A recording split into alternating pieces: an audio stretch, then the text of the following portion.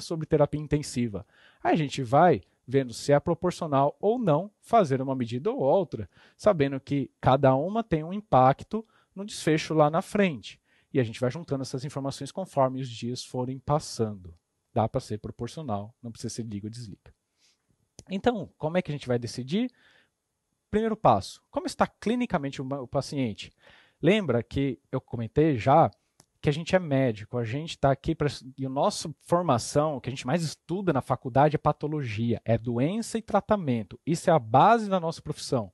E se a gente está querendo olhar para o paciente, a primeira coisa que temos que ver é qual é a doença que ele tem, quais são os tratamentos que eu consigo fazer e se ele está respondendo a esses tratamentos. Isso compreende desde o antibiótico para a pneumonia, como também fazer intubação e a ventilação mecânica para ver se o pulmão está melhorando. Depois desse primeiro passo, a gente tem um segundo passo, que a gente usa esse tempo do trial para descobrir quem é o paciente que tem essas doenças. Quem é aquele senhor de 68 anos que tem o câncer e está entubado na UTI? Como a gente viu, ele é um paciente que tem grandes valores de dependência, que quer estar perto da família, que não quer ficar ligado em tubo, entubado. Por motivos pessoais, a gente tem que respeitar os valores do paciente. Então, o segundo passo desse screening, dessa tabelinha de como fazer essa decisão é descobrir quem é o paciente que está doente, quem é a pessoa que está ali. O terceiro passo é lembrar que a gente nunca trabalha sozinho, em nenhuma especialidade médica, em nenhum lugar da nossa vida, e muito menos na UTI. Na UTI a gente precisa e depende muito da equipe multidisciplinar, porque cada um vai com a sua profissão olhar aspectos específicos e especiais do paciente. Eu tenho que perguntar, por exemplo, para o fisioterapeuta, como que está, por exemplo, o pulmão dele, porque isso vai implicar no desfecho a longo prazo da funcionalidade pulmonar do paciente. Eu tenho que perguntar para a enfermagem como é que estão as condutas e os cuidados de enfermagem, porque isso implica no cuidado dele a longo prazo. E aí toda a restante do time que couber ali no caso do paciente, pessoal da nutrição e tudo mais. Então, como time, a gente tem que ouvir a opinião de cada um para tomar a melhor decisão juntos para caminhar para o melhor caminho possível.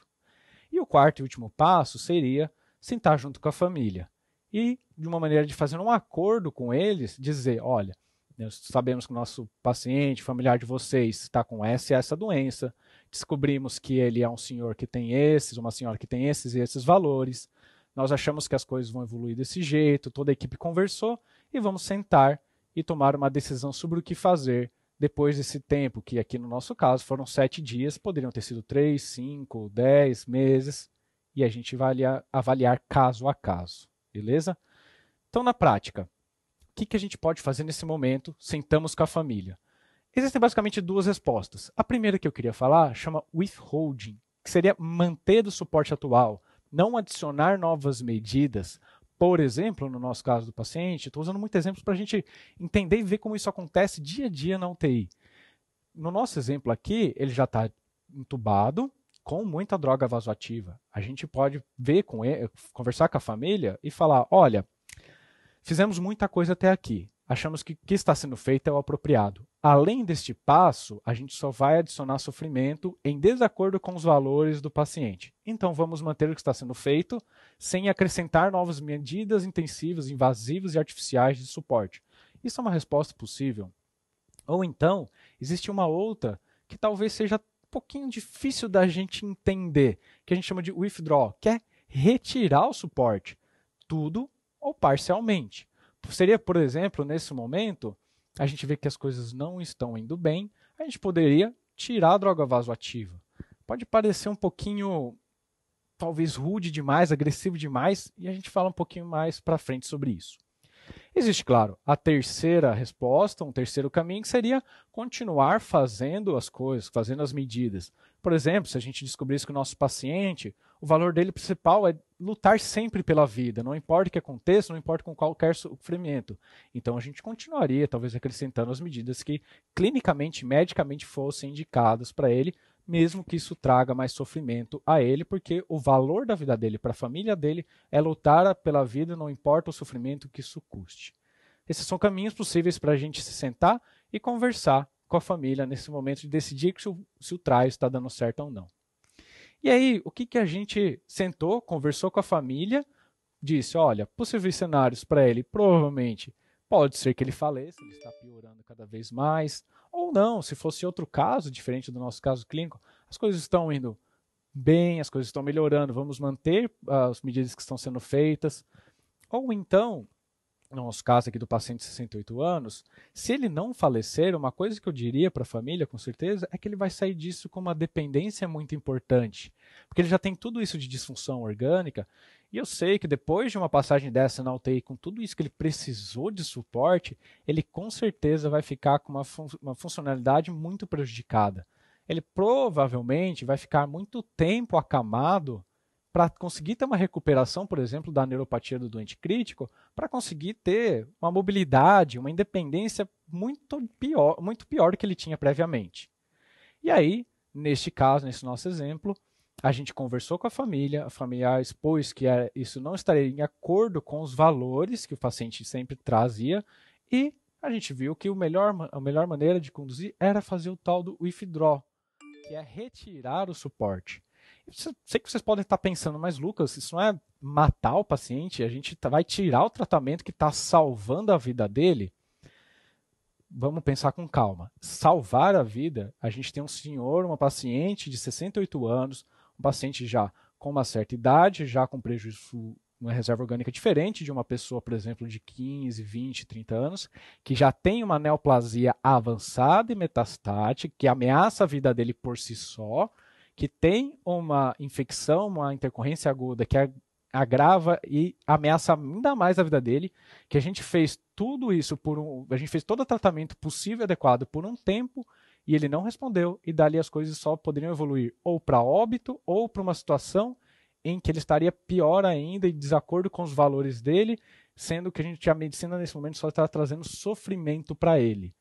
Então eu diria para vocês, continuar com as coisas e não respeitar esse withdraw, esse pedido de desligar os aparelhos, assim, de uma maneira muito simplista de falar, estaria sendo uma distanase maior do que eu fazer essa vantagem do paciente.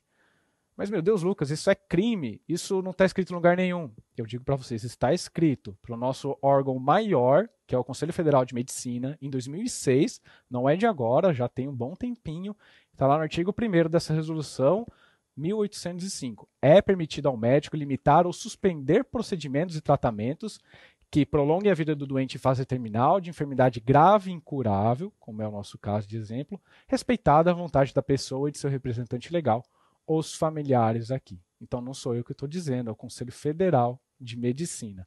E aqui a gente entra no contexto de ortotanásia e eutanásia. Desligar, por exemplo, uma droga vasoativa, fazer uma extubação paliativa, não é de nenhuma maneira fazer uma eutanásia, não é matar o paciente.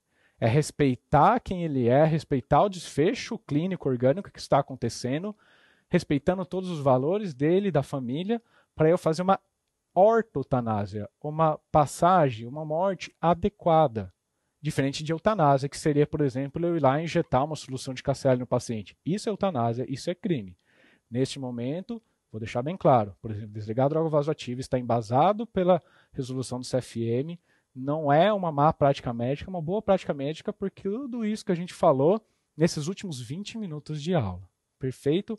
Vamos pensar em muita coisa que a gente faz na medicina e aprende sobre doença e tratamento, o que a gente quer com tudo isso, qual que é o objetivo que a gente vai chegar depois de tanto tempo. E na UTI a gente tem que pensar muito sobre isso, porque muitas vezes o paciente vai, felizmente, falecer, e fazer um trial de UTI é talvez a resposta para descobrir se as coisas vão ir bem ou ir mal. Ou seja, para a gente resumir, trial de UTI é para a gente não deixar de fazer os cuidados bem, quem vai melhorar, e também para a gente não fazer distanase e só trazer sofrimento para o paciente. Nesse trial, a evolução das disfunções orgânicas é no que vão nos dizer o prognóstico, se as coisas estão indo bem ou mal clinicamente. E a todo momento eu preciso respeitar os valores do paciente. Eu não estou tratando um ser ali que não tem valores, que não é uma pessoa. É uma pessoa que tem família, que tem valores, e para isso tudo eu preciso ter uma boa comunicação e sempre ser claro e honesto com a família a todo momento. Beleza? Aqui tem um pouquinho mais de referência se vocês quiserem dar uma olhadinha. Muito obrigado.